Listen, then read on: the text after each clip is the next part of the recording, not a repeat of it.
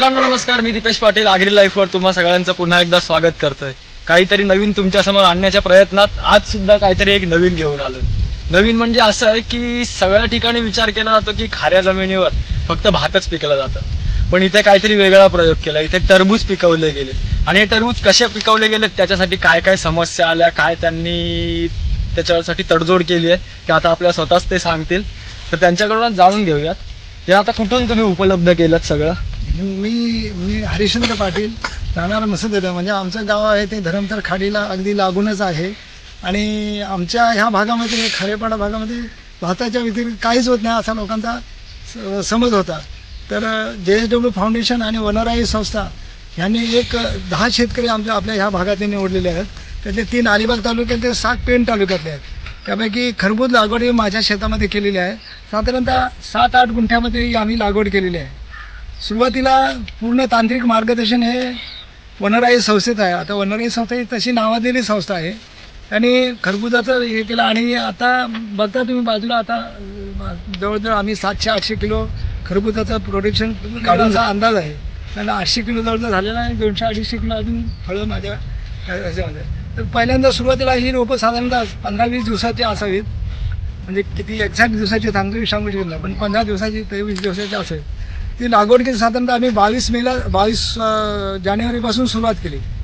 22 जानेवारी ते आता 22, आजची तारीख 22 आहे. म्हणजे 2 महिन्यामध्ये पूर्ण पीक तयार होऊन विक्रीला झाले. साधारणतः 700 किलो विक्री झालेली आहे. म्हणजे 700-800 किलो जवळजवळ आम्ही प्रोडक्शन काढलेलं आहे.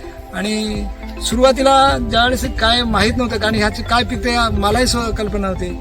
तर वनराई संस्थेचे जे गायकवाड म्हणून साहेब होते, त्यांनी नाही आम्ही सगळं मार्गदर्शन करतो. त्यांनी खूप चांगलं मार्गदर्शन केलं आणि खूप चांगलं अशी खरबुजाची शेती त्यांनी तयार करून दिली. जसं मी इथं खरबूज झालं तसं 4 गुंठ्यामध्ये मी भाजी लावलेली आहे. त्याच्यामध्ये वांगी, मिरची, कोबी, फ्लॉवर, टोमॅटो, ब्रोकोली सगळ्या प्रकारची भाजी लावली. म्हणजे जी आपल्याला लागते ती भाजी सगळी लागते. खरबूज लागवड करताना साधारणतः छोटी रोपं होती एवढे. ती रोपं लावल्यानंतर सुरुवातीला फक्त ड्रीप लाईनने पाणी दिलेलं आहे त्यांना.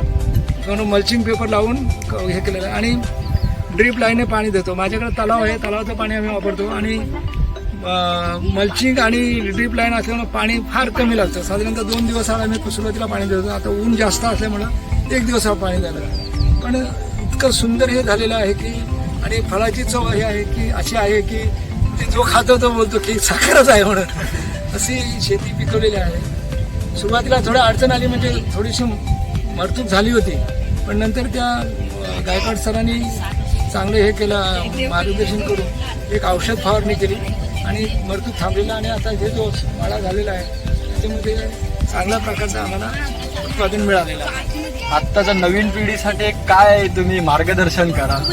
माझं तर म्हणणं असं आहे की लोकांनी, म्हणजे मुलांनी तर नोकरीच्या मागं न लागता व्यवस्थितरित्या जर शेती केली आणि आधुनिक पद्धतीने शेती केली आणि तांत्रिक मार्गदर्शन जर चांगलं मिळालं ना, तर 100% शेतकऱ्याचा फायदा आहे. पण तांत्रिक मार्गदर्शन आपल्याला मिळत नाही. जसं घाटावरची जर तांत्रिक मार्गदर्शन मिळतं तसं आपल्याकडे तांत्रिक मार्गदर्शन मिळत नाही. आता हे JSW फाउंडेशन आणि वनराई संस्थेने चांगलं मार्गदर्शन केलं, त्याच्यामुळे हे चांगलं प्रोडक्शन मी काढू शकतो. आम्हाला आता जर असं काही सॅम्पल दाखवाल तुमचे? बघा ना, आता मी जो माल काढलेला आहे तो तुम्हाला दाखवतो. किती लावली होती? ही साधारणतः 1100-1200 रोपं होती.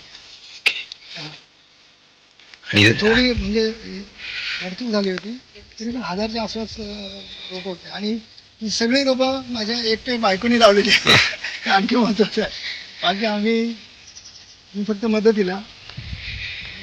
पूर्ण सगळी लागवड ही मिसेसने केली. तर अगोदरचं जे मल्चिंग आणि ड्रीप लाईन वगैरे सगळं आम्ही केलं.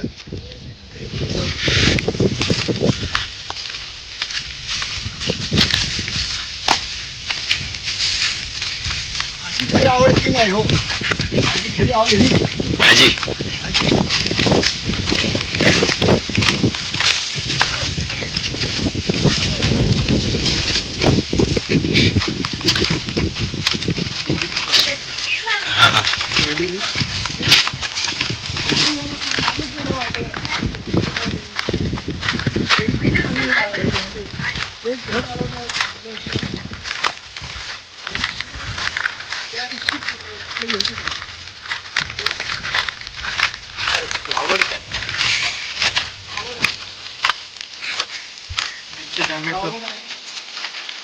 टोमॅटो आहे, मिरची आहे, ब्रोकोली आहे, कांदे आहे, टोमॅटो आहे, गवार आहे.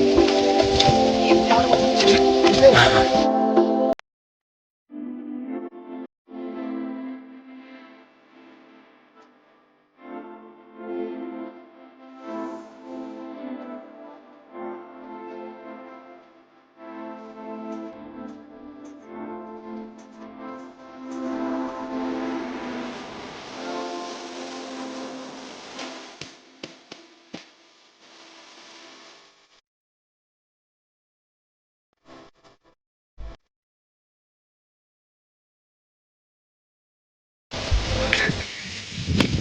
ती वांगी तिकडे बरीचशी लागलेली आहेत.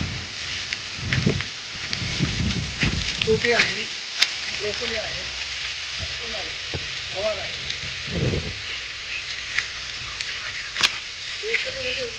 फ्लावर सारखा हिरवा. हा.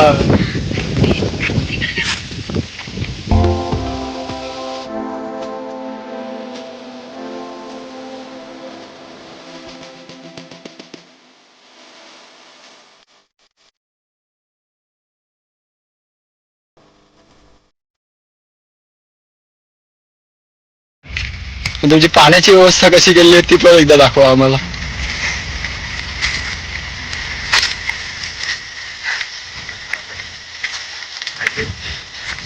ही धरमतेची खाडी.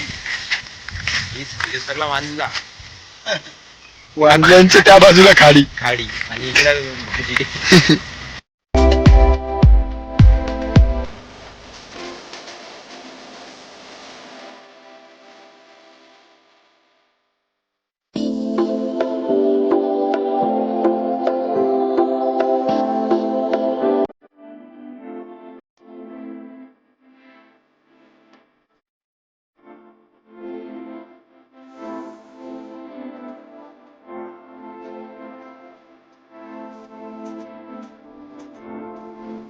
हे आजचा आहे, तो कालचा आहे, तो हा कालचा आहे.